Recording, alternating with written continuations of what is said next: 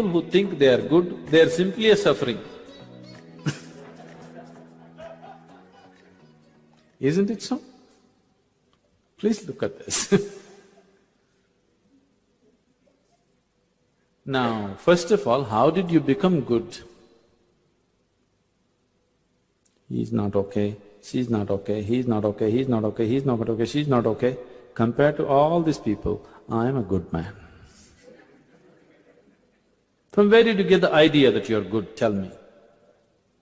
You have compared yourself with lots of people and you labeled everybody as bad, and now you feel good. Somebody who thinks he is very good, in his mind, nobody in the world is okay. The more good you think you are, nobody is okay for you. Is that so? Isn't it so?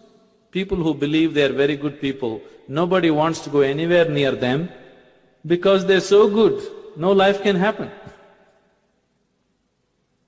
Your goodness is only in comparison with something else, isn't it? Yes? And you establishing yourself as good and making all these people are totally wretched people, then I am a really good man, isn't it? Isn't it so? Good people won't get anywhere, either in this world or in the other world. Can you take a joke? Do you have good digestion?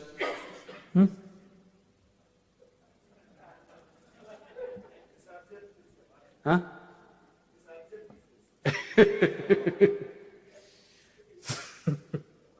I'm not talking about that digestion. One day, in his previous life, Shankaran Pillai was a good man. After a brief illness, he died. Being a good man, he naturally went to heaven. He landed up at heaven, there at the reception committee of the angels, opened his account book. Page after page, good deed, good deed, good deed, good deed, good deed. Cover to cover, only good deed. Then the angels were in confusion. Then they came to Shankaran Pillai and said, Mr. Pillai, there's a little problem here. He asked, what is the problem? He said, the angels said, see here we have various kinds of accommodation in heaven, various levels of accommodation. One bad deed means highest heaven, sea front view. 2 bad deeds, next level of accommodation, 3 bad deeds, next level of accommodation, like this. But no bad deed, we don't have such a place. We really don't know what to do with you. You are the first man to come like this.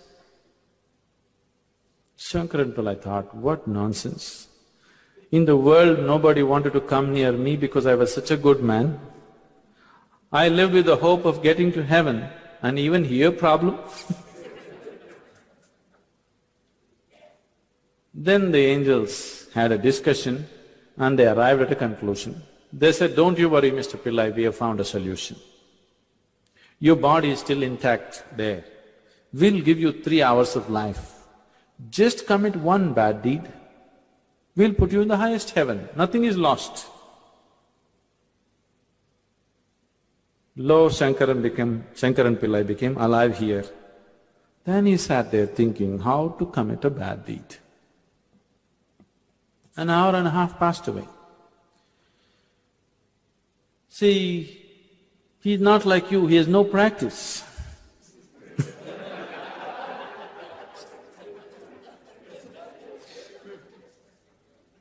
After an hour and a half, he remembered, in the neighborhood, there is a woman who is well beyond her prime, who's been casting inviting glances at him. He being a good man, he never looked that way. Now he thought, okay, adultery is a bad deed. Because after all, he's going to do whatever he is going to do just to go to heaven. So he went looking for the woman, he went and knocked on her door. She came and opened the door. When she opened the door, Shankaran Pillai said, I want you. Why, Mr. Pillai, just yesterday evening they told me, you're on your deathbed, what is this? He said, it doesn't matter, I want you. He went in, nature took over, things happened between them. He doesn't want to die in her house. Time is running out, so he told her, I need to go. And he came to the door. The woman came to see him off and she said, Mr. Pillai, do you know what a good deed you have done for me today? One more good deed. What to do? So good people will neither make it here nor there. It's not your goodness which liberates you.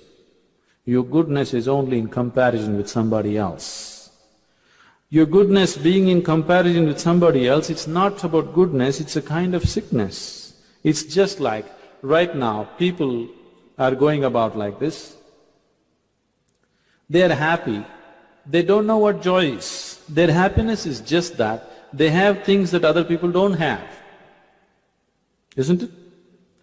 Now let's say, you are all very hungry, but my stomach is full, and I feel so happy that nobody has food, but at least I have something to eat. Is this happiness or sickness? Humanity is suffering from the sickness which is passing off as happiness for most people, isn't it so? Their sense of happiness is only because what other people do not have. Most people would not be touching the things that they value right now if everybody had it. You hang a big stone around your neck, this stone has become so precious and become such a source of pride because everybody does not have it. If everybody had these big stones around their neck, you wouldn't touch it. Isn't it so? So, this is a sickness. This sickness is passing off as goodness, happiness. This sickness will not liberate you. If you're joyful by your own nature, you will be fine with life around you. You will not do anything life negative when you're alive and joyful, isn't it? Have you noticed this? Whenever you're happy, you're very magnanimous and generous, have you seen? When you're very happy, whatever anybody does, it's all right, you can look beyond those things. Yes? When you're unhappy, you have a problem with everybody in the world. Yes or no? It's not your goodness which will liberate you. It'll not your goodness which will bring purity to you. Good people know all the bad things, they're managing to avoid it. Isn't it so? If you're avoiding it, probably you're constantly thinking about it. Yes or no? You're not free from it, you're just avoiding it. Avoiding something is not freedom from it. Now, if you truly begin to experience all these people as your responsibility, will you be a pure being? If you really begin to experience all life around you as 100% your responsibility, would you be a pure being? Yes? Purity comes from inclusion. Goodness comes from exclusion. Please see. You become good because you excluded somebody. He's not okay, she's not okay, he's not okay. From this you become good. But only when you become inclusion, you become pure. With exclusion, you cannot become pure. Please see. Your goodness is coming from exclusion, isn't it so? It'll not work. It'll only cause pain to you more, and good people are always in pain. They are wondering, I am such a good man, but my business is not working properly. My neighbor is such an evil man, but his business is going on well. Why God is not helping me? You're good, but you're stupid. What to do? If you don't do the right thing, nothing works, isn't it so? Isn't it so? If you want some aspect of your life to work, you must understand how to make it work, otherwise it's not going to work. If you are thinking God will come and help you, I want you to understand, God won't lift His little finger for you. God, what you refer to as God, is Creator. As a Creator, He has done a fantastic job. Can you think of a better creation? You don't understand? Can you think of a better creation than what is there right now? No. As a creator, his job is just absolute, isn't it? Now it's your job. God is not a good manager, he's a bad manager. He's a great creator. Management is your job. If you manage it well, it happens well. If you don't manage it well, it doesn't happen well. It's as simple as that. If God or divinity is there in everybody, why some people are good, some people are bad? If God is there in you, everybody should be good. So I'm asking, whoever told you God is a good man? God is not a good man. Is he bad? No, he's not bad. This good and bad is your problem. This good and bad problem is created by your mind because you have labeled everything as good and bad. This good and bad, right and wrong is all your nonsense, isn't it? What was thought to be very good 100 years ago is unbearable today. Yes? What you think is very good, your children hate it. Yes? So what is good and bad? It's your nonsense, it's got nothing to do with life, isn't it? Yes? What's good and bad is all your mental nonsense. It's got nothing to do with life as such. So don't put creator into your categories. That which you call as the creator is neither good nor bad. Right now, is electricity good or bad? Very good. Stick your finger into it and see. It's neither good nor bad, it's just energy, isn't it? You can make wonderful things out of it, you can make terrible things out of it. That's what you're doing. You can make this into something very wonderful, you can make this into something very terrible. It's your choice. Whatever you have made out of it, whose responsibility is it? Whose responsibility is it? If you see I am responsible, would you make this into a terrible thing? Would you? You thought somebody else is responsible, so you made something terrible out of it. If you see this is 100% my responsibility, would you make this into something terrible or miserable? Would you? No. You think I'm like this because my father didn't bring me up properly. I'm like this because my teachers were not okay. I'm like this because my neighbor did this to me. You are like this because you are like this, that's all. If you see this is 100% my responsibility, you will make this into something really wonderful, isn't it so? You think something else is responsible, so you are becoming an accidental existence.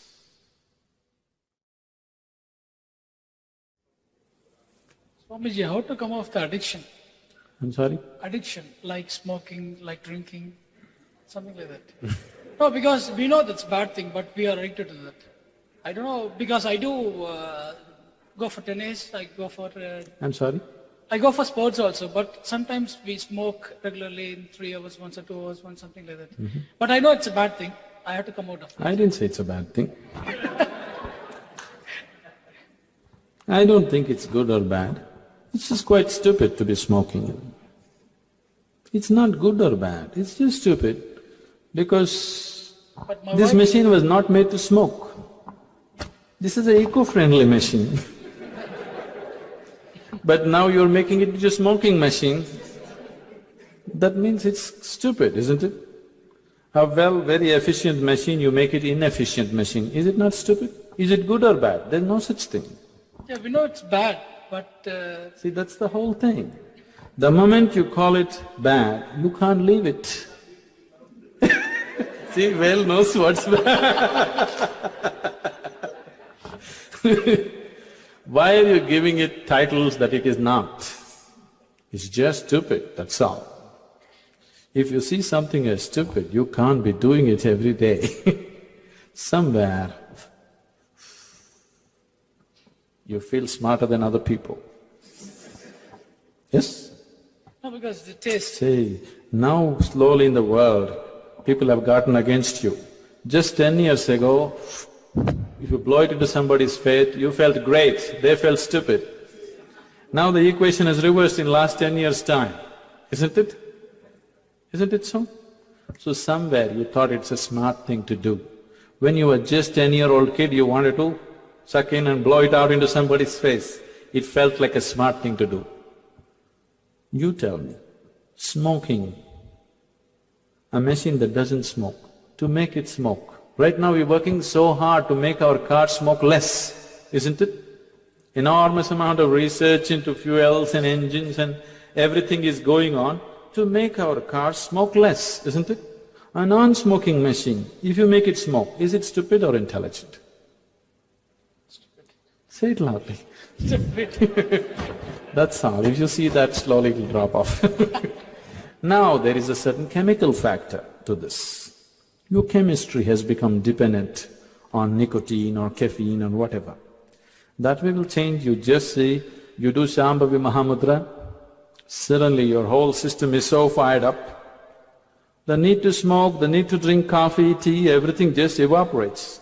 Now if you do it, it's only for the pleasure of it. One day you feel like drinking coffee, you drink it. One day you feel like smoking, you smoke, that's up to you. But the compulsion will be taken away. The physiological dependence will be taken away. We'll do that with the practice. But first you see that it's stupid to do it.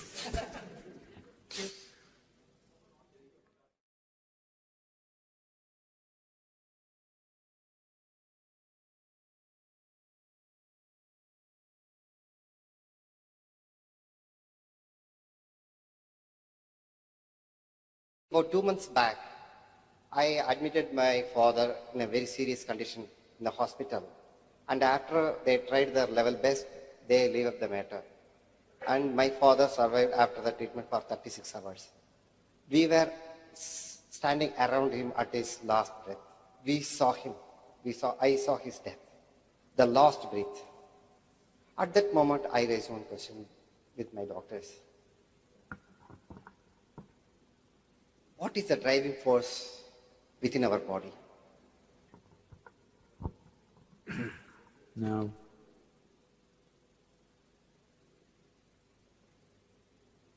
what you call as my body is just a piece of earth that you picked up and now prancing around like this. Yes? It's just a piece of earth, isn't it? It's on loan to you. When the time to return the loan comes, why are you making such a fuss? After all, you're an auditor. You know money borrowed has to be returned, otherwise somebody will keep accounts. Planet Earth keeps proper account. You can't take an atom of it. You can borrow it, you can use it, you can enjoy it, you have to give it back to it. This is the way of life. Now because you get so attached to your piece of earth, which you call as my father or myself or your wife or her child or whatever, you don't want to give it up. I want you to understand, your love is not for life. Your love is what you consider as myself and all that you consider as that which belongs to me. Every day people are dying in the world, isn't it? Every day? Millions? I don't know how many die. Does somebody have figures? Huh? Every minute 200 people are dying. Why didn't you ever think, why are they dying? Why didn't you ever think, where is the source of life? Now your father is dying. If you did not know who is your father, even if that man died, you wouldn't matter, it wouldn't matter to you. But now, it's my father, that is the whole thing.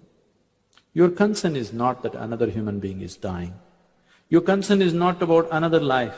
Your concern is just me, isn't it?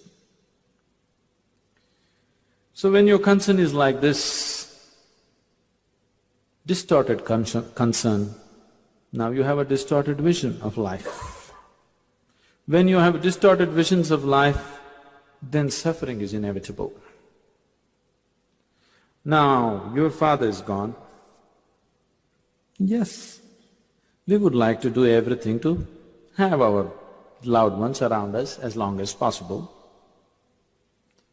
but they will go invariably, isn't it? I should tell you a story.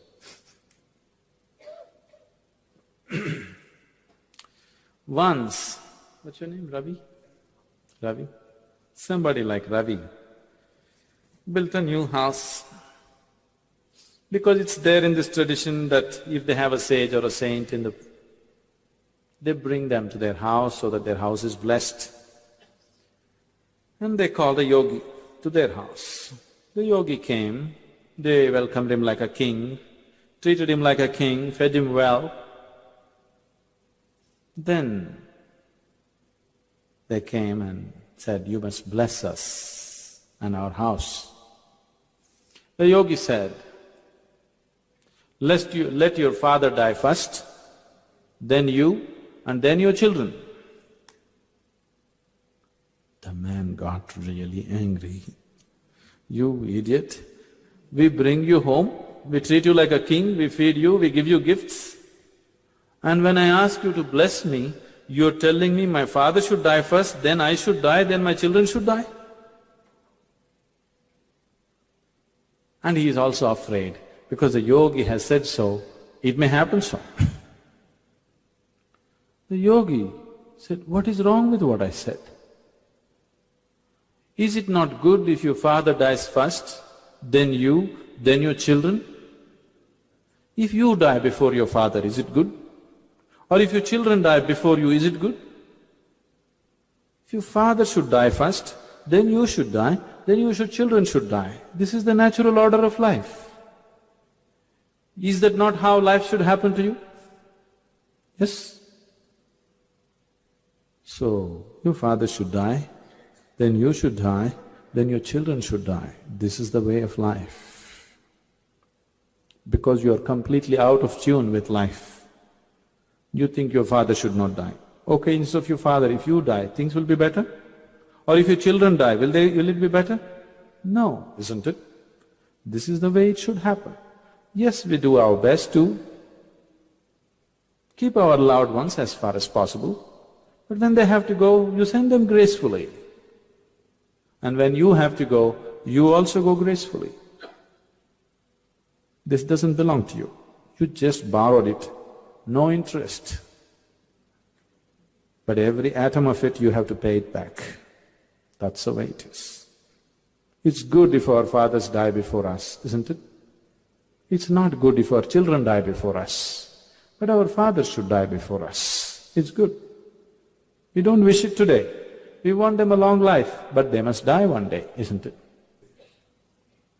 This is what he meant when he said, your father should die first, then you, then your children. Because all the three forces should function in balance, then only there is life. If your father never dies, then your children should not be born. Isn't it so? If your children should be born and they should grow up and live, then your father should die and then you should also die, isn't it? If all our forefathers become alive now, can we live here? We'll anyway wish them dead. Isn't it so? Let's be honest. Yes? If all our forefathers, 25 generations of people, if they become alive now, do you want them? No, you'll wish them dead. So it's good what's happening. It's just that we have to manage it so that it doesn't become an aberration in our lives. It happens at the right time, isn't it? Can I contact my dead father? I'm sorry? Can I know where my dead father is right? Can you? Contact my father who was died 5 years ago. Now, I know this is coming from a certain emotion. I don't want to ridicule that, but I want you to understand.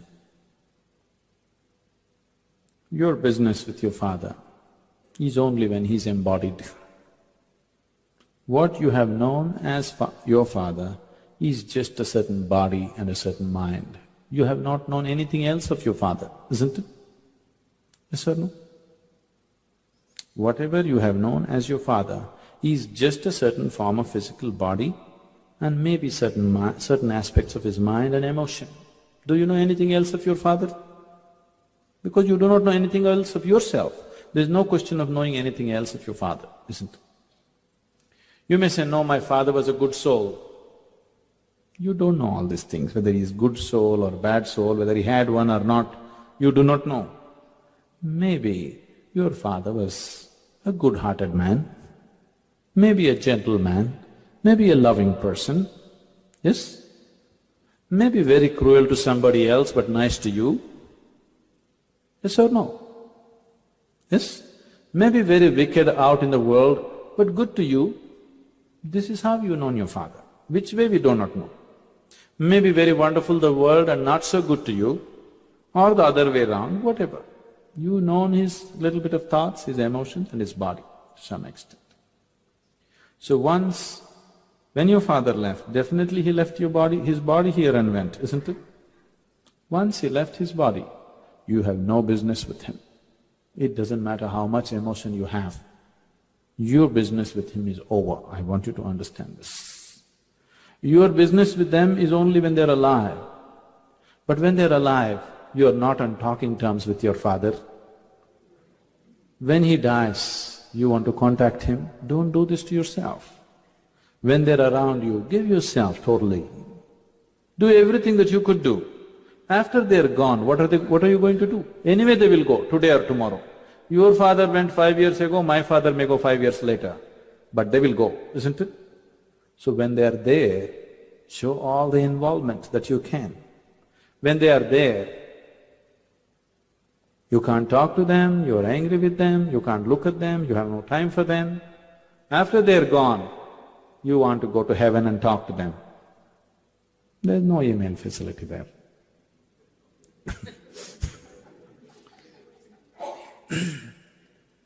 So, do not bother about the dead. Leave the dead to the dead. Your business is with the living. When your business is just with the living, make it a total business, you know. Show involvement with life around you. When you're here, you're uninvolved. If I ask you to right now say hello to the man next to you, you hesitate. But you want to contact the dead, why? Show more involvement with life around you, then it's okay. The unborn and the dead are not your business now.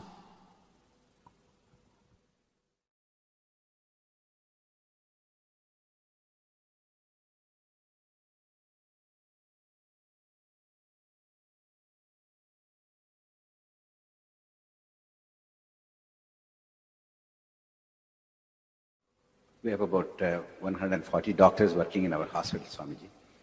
Except myself, nobody wants to become spiritual. I don't know what exactly spirituality. If what you are talking is spirituality, I would like to be like that. But many people don't believe. I said, we are working from morning to night and we are happy and patients are happy, we make some money. Is spirituality is essential for life or?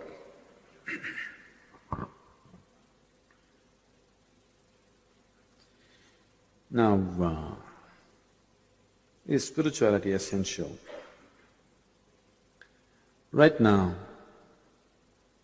you are who you are only because of your spirit, isn't it? Isn't it so? Just with heart, liver, kidney, would you be who you are? Just with body, would you be who you are? Just with this mass of flesh and bone, would you be who you are? The spirit in you is what makes you who you are, isn't it? So, is somebody spiritual, not spiritual? Everybody is spiritual, because everybody has a spirit. The question is just this, somebody has attended to his body well. Whoever kept his body well goes through the physical world well, isn't it? The man who is physically fit, now he wants to run and catch that bus, he runs and catches the bus. Those people like your patients, the way they kept their body, now they'll only fall under the bus. Isn't it? They cannot, do anything worthwhile physically, isn't it? Isn't it so? So if your physical body is well, you go through the physical world well. If your mental capabilities are good, you go through the psychological phases of your life good, isn't it? If you have a weak, shaky mind, then psychologically you suffer. If your emotions are strong and balanced, you experience emotional phase of your life wonderfully, isn't it? You can throw yourself into every emotion and still be perfectly balanced, enjoying all of it. Similarly, if you have exercised your spirit and kept it well, you go through another dimension of your life well, without which you are nothing. Now, like you said, we are working, we are happy, our patients are happy. No, your patients are never happy. When they come, they are unhappy because they are not well. When they go, they are unhappy because they have to pay the bill. So patients are never happy. Only thing is, they may be little happy because they thought they will be dead, but they survived. That is only momentary, isn't it? Today, I think I'm going to die. Suppose, even if it cost me that much money, I survived. I had a little bit of happiness today. But tomorrow morning, everything is same once again, isn't it? Like before going to the hospital, what all problems I had, they have multiplied during my stay in the hospital. Isn't it so? My business, my family, my other things, whatever problems I had, that 1 month stay in hospital and out, I'm little poorer, but all my problems have multiplied in 1 month's absence, isn't it so? So I'm not happy, again struggle. Coming to the doctor, doctors are happy? I don't think so. I'm not saying all doctors are unhappy, that's not the point. I'm not talking about doctor as a doctor. As a human being, his ability to be happy, not concerned with his profession, it's just a human capability. Maybe some human beings who happen to be doctors are happy, some human beings who happen to be doctors are unhappy, isn't it? So being a doctor is not bringing happiness or unhappiness. If you are a certain kind of human being, you are happy. If you are not, you are not. Either you're making yourself happy or unhappy, it depends on so many factors. Happiness may be just this, that you are little better off than other people around you. As we already looked at this, that's not happiness, that's just a kind of sickness, isn't it? We are little better off than people around us. If that's your joy, is it not sickness? Yes? So that means if everybody is well, you will not be happy. Isn't it so? That's what it amounts to, isn't it? It's an unfortunate way of being happy. It is a kind of sickness. Now, do we need spirituality? Everybody needs it, there's no question about it. Some are aware of it, some are not aware of it. But everybody is seeking to be joyful by his own nature, isn't it? Right now, you have mortgaged your happiness to something outside of you. Wouldn't you like to be happy by yourself? Doctor or patient, criminal or police, this or that, everybody would like to be happy, blissful by themselves. So they are all longing to be spiritual then. They're all longing to be spiritual. Now what is the… people keep asking me, Sadhguru, can you tell us what is the difference between a spiritual person and a materialistic person? Actually, there are no such two people. Your body, mind and spirit is one, isn't it? Can anybody separate it? Only if I have you shot, it can be separated, isn't it? Yes? Or if you grow in your awareness, it can be separated, that's different. Now, is somebody 100% materialistic? Is somebody 100% spiritual? There is no such thing. However spiritual you are, you still have to carry the body with you, isn't it? In your experience, you may be free from it, but in reality, you have to carry it with you. You have to feed it, you have to wash it, you have to clothe it, all these things are there, isn't it? Isn't it so? So you are still materialistic. Can you give up your spirit and just live with your body? No, so you are still spiritual. The difference is just this.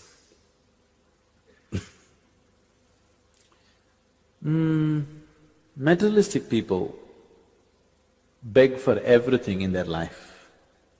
Their happiness, they'll beg from somebody.